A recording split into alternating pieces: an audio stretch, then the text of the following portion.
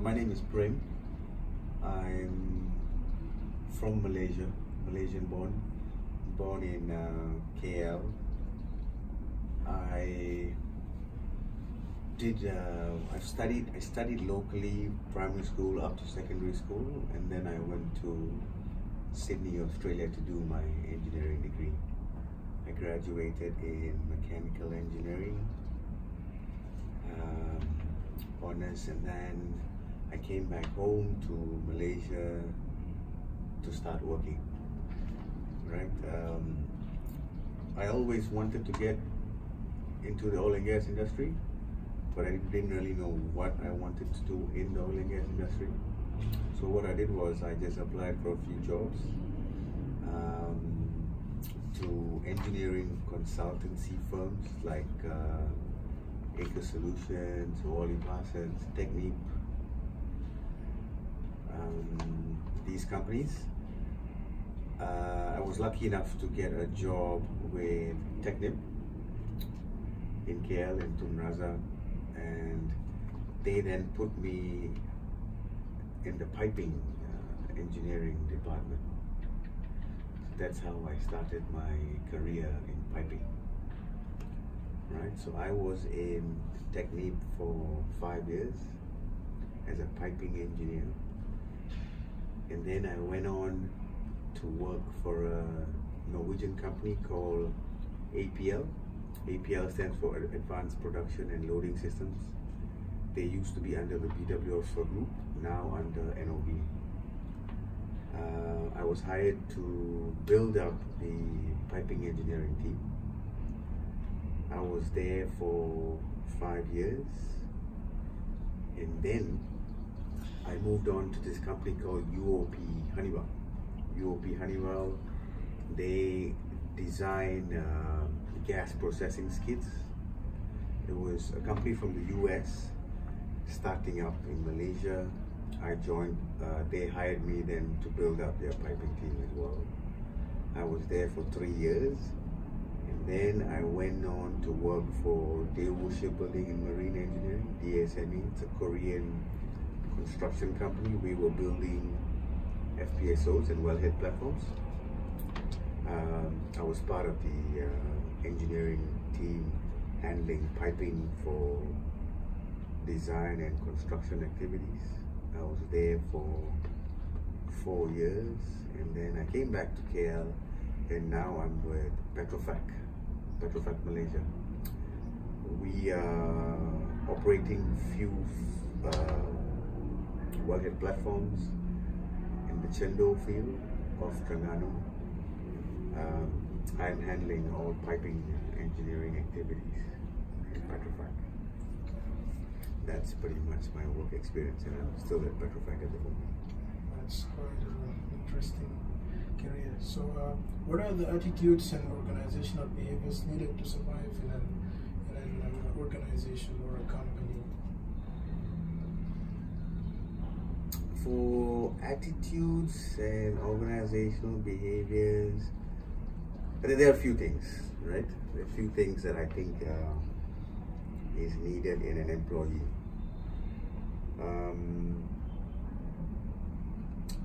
You see, one of the main criteria, if you ask me, whenever you get into an organization, is to try and fit in.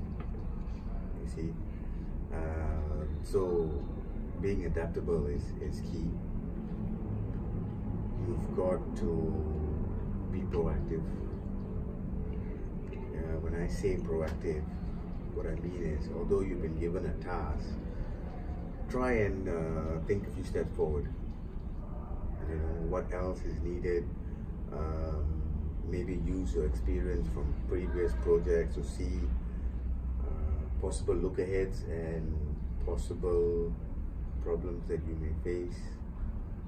Try and implement shorter ways to get certain things done. And most importantly, see, you will not be able to know everything, right? So most importantly is trying to learn, and you got to have a positive attitude, because every day will be something different. People try and, whenever you go into a meeting, people try and show you how they know a lot more. That's not advisable, try and, try and give your input as a team instead as an individual. That I think is important. What are the criteria needed in order to be recruited by a company? What do you need? So if you are, you say, if you're looking for an experienced role, right?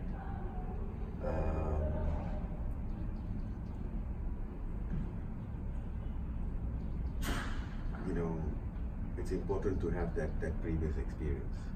But I think, like for myself, I just say, when I got this role, they were looking for a lead piping engineer. I've covered pretty much most areas of piping, design, stress analysis, support design. So if you're going for an experienced role, then that relevant experience is key. But I think on a personal level, I think one of the main criteria is your attitude. Don't try and give them some information that is not relevant and is not even true. If you have 7 years experience, just put 7 years experience. Don't try and put 10 years, 12 years. People try and play themselves up a bit too much in resumes. You see, if you're a fresh grad, I would say there are 3 things that you should highlight: attitude, skill, and knowledge. In that in that list, in that order, because you won't have knowledge, you won't have skill because you're a fresh grad. But what you can show them is you have the right attitude.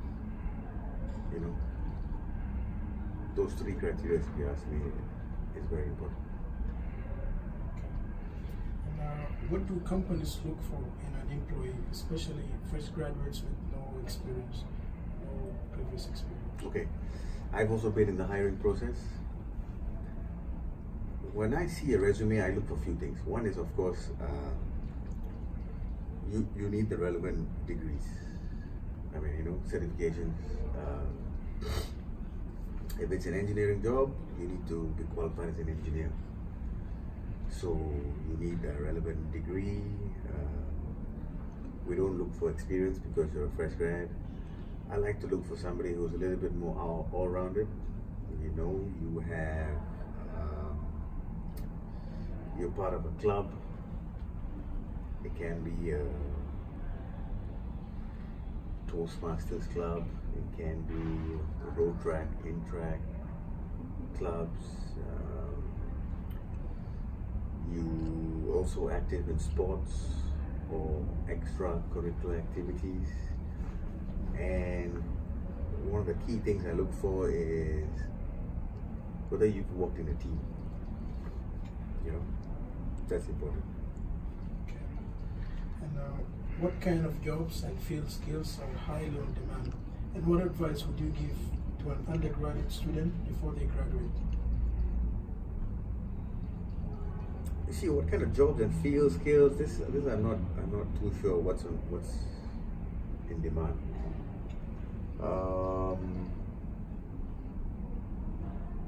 You see, what advice I would give you? See, I don't know what you guys are studying, but if you are looking if you are looking to graduate as an engineer in the manufacturing department, manufacturing field, or maybe aviation, automobile, right? I think it's important that you try and gear yourself in that direction. Try and learn about what's happening in the industry. Like if you're looking at petroleum, I would suggest you try and understand what is going on around the world. in terms of petroleum. What's going on? Who are the main players? Maybe you can talk. Maybe you can study about OPEC. You can study about oil-producing countries. You can study about what's happening with supply and demand. Who are the main consumers? See, what's very important for fresh graduates, you have to understand, when you get employed or even during the interview process, there's a high possibility they may ask you a question that's not relevant to your degree. You see, may not be relevant to your degree, but it may be relevant to the job. For instance, petroleum industry. Give me your thoughts on what's happening around the world. Give me your opinion. It can be. There's no right or wrong, but having an opinion and also reading about what's happening these current times is always very useful for an undergrad.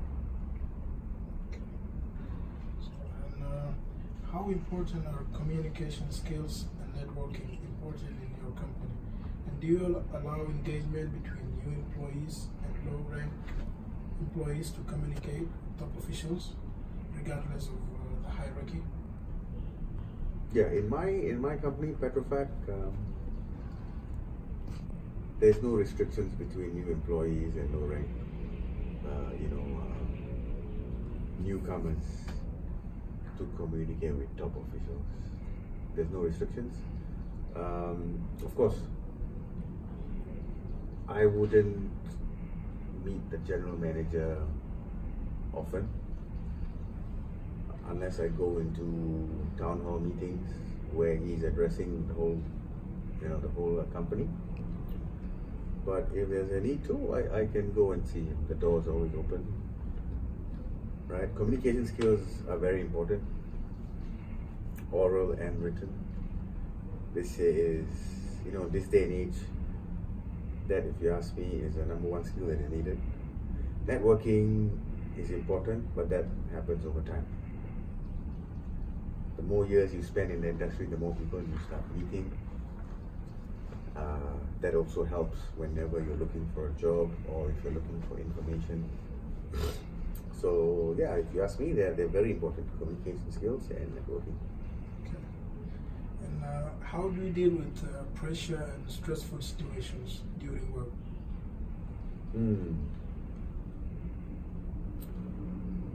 Well, you see, for me, work is there are many times where it's stressful, right? How to deal with it? It's a few ways. Well, for me, if it's too stressful, I will take a break. I'll maybe go down for a cup of coffee, get some fresh air, maybe discuss with my close colleagues, right? But on the macro point of view, I think what works for me is exercising. I play a lot of football, I do a lot of outdoor activity, running, and that helps me. Okay. And how would you handle a situation if your boss is wrong? Well, if I'm in a meeting and we had a discussion, and if my boss is wrong, I would do two things. One is, if I feel it is okay for me to address that situation then and there, I would. But there are times where I wouldn't bring it up because there are too many people. I won't go and see him personally after that, to explain to him why I think he's wrong. Okay, and it is known that some people fake or pretend to have qualities when applying for a job, even though they don't have it. Do employers expect a change in employees' behavior after recruitment?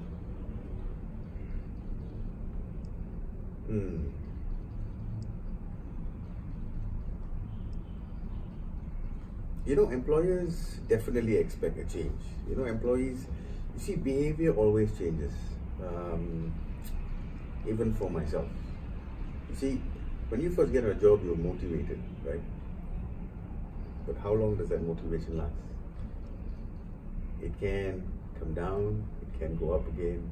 So one of the key factors is to stay motivated, but it's not easy. There are times where there's no work, right? So it's a question of you always reminding yourself. I can give you examples. Like, I have colleagues that maybe will take too many breaks during working hours. One of the reasons they do that is because they are demotivated. You see, so to answer this question, yes, employers will always, I think it's normal to expect a change in behavior after recruitment. But that is one of the key elements, I think, to employees of how do you stay on in that job, is by motivating yourself. So there are times when you don't have much work, then you focus on a few things. Maybe you do some reading, maybe you do some filing, stuff like that. But when it comes to people faking and pretending to have certain qualities, that one, when an employer interviews an employee, you won't be able to tell, because we only employ you maybe they interview 2-3 days, right? Sometimes only once. So you won't be able to tell the extent, but over time you'll be able to tell, right? So yeah, they expect a change. Having technical skills are required to do certain tasks, but beside that, what are the most important skills to have a successful career? Yeah, that's where I think your personal skills come into play, right? Be adaptable, friendly, be a good communicator,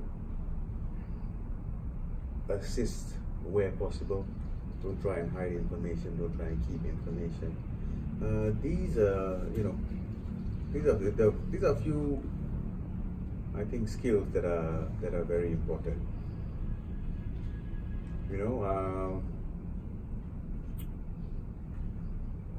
One of my bosses told me, see, if you're a manager, right, your key goal is to make sure you make more managers below you. See, so those people under you, your assessment should be how many managers you can make from the team below you. It's not by you always being the manager and how big your team grows. It's how many managers can you make. That would assess you of what a good manager you are. Okay. So personal skills, interpersonal skills, very important. And what is the common data protection policy for most organizations? What happens in case of an internal breach? What do you mean by common data protection policy? Is it like privacy and stuff like that? Privacy? Yeah. Yeah, like not sharing sensitive information, technical information. Yeah, stuff like that. Yeah, so in my company, yes, they're very strict. Currently, we are opening up our project for bids, tender process. So it's very important not to have dealings with these vendors outside of working hours.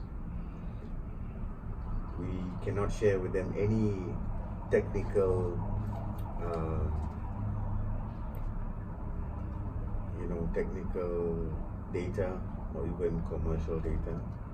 If there is an internal breach, it's usually a warning letter or you get dismissed straight away, because most of the time everybody is forewarned. So they're quite strict about sharing information. what could be done in case of a major disagreement between a colleague and a team or a team member?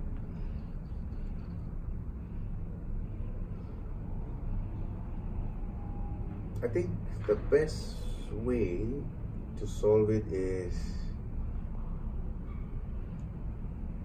by mediating, if I have a major disagreement with my colleague, I will then take it up to my senior or my direct boss to get him to mediate, and then we find a way to solve it. It's best to solve it as soon as possible than just leave it. What motivates you personally and makes you push harder and achieve your dreams? You see, what motivates me personally is trying to be the best in what I do, right? So, overall, whatever job I do, I try to be the best. And most of the time, you are not the best. There's always somebody better than you, right? So you try and learn. And I try and remind myself that, every now and then. You see, you find that no matter how many years experience you have, there's always something new to learn. Just keep that in mind. And if you don't know it, say you don't know it, and you learn it. That's the best way to go ahead. And how much effect could a work environment have on the employees? I would say a big effect. Working environment is very, very important.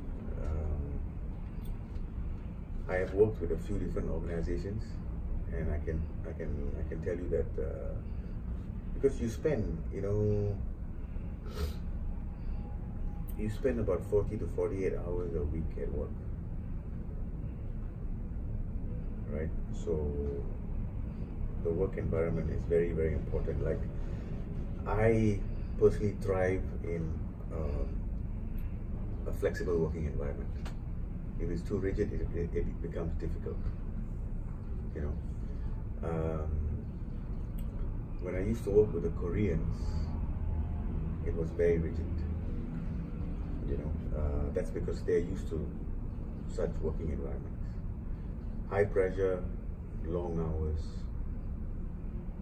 and you find that your effectiveness actually drops over time. With my current company, we work 4.5 days a week. We do 9 hours now from Monday to Thursday, and then Friday is half day. So you find the productivity level actually going higher. So working environment is very important. What do certain dress codes say about the organization or company? To me,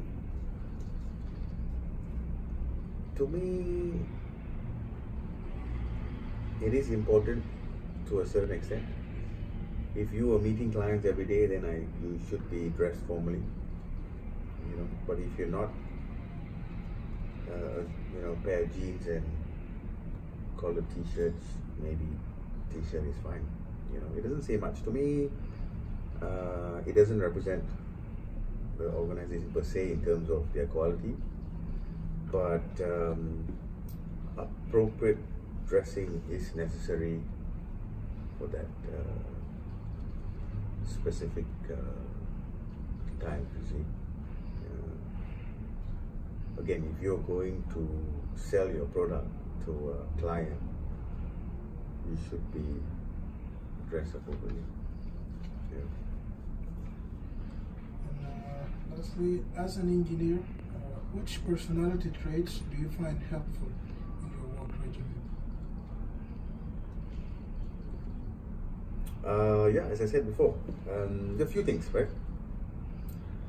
I come back to the 3 points: attitude, skill and knowledge. You know, skill and knowledge you can learn, but attitude comes from within. So have the right attitude. You'll be fine. Other traits that will help you, you know, in your work area is, of course, being positive, right? If there's a problem, try and tell people that we can solve it. You may not find the solution then and there, but look towards that way. Instead of saying, no, you know, this is a problem, we can't do this, we can. Not yet, but we can. And always try and share your experience and information. Don't try and hide it and try to be that number one guy who knows everything. You know, I think being in a team environment always has a better outcome than the individual. Those things will help you. So lastly, what advice would you give us as engineering students? So okay, first, well, I think you know, I always believe in